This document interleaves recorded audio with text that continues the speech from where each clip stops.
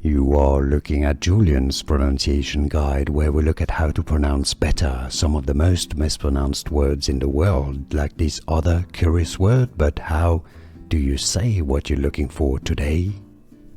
Let's learn once and for all how to pronounce this name from Science, the History of Biology, a Dutch microbiologist and botanist. If you want to learn more names from science, stay tuned, I've got more videos for you. So we need to look at the Dutch pronunciation. Martinus, and in Dutch it's pronounced Beijerinck, okay? Beijerinck. So the J and the I are pronounced more like a Y, alright? So it's not Beijerinck.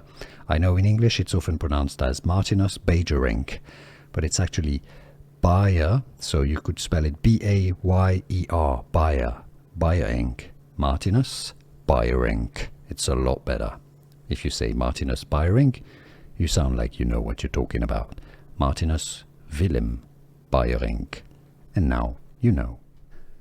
Here are more videos on how to pronounce more confusing words and names too many mispronounced. Like this video if you found it useful. I appreciate your support. I'll see you soon and thanks for watching.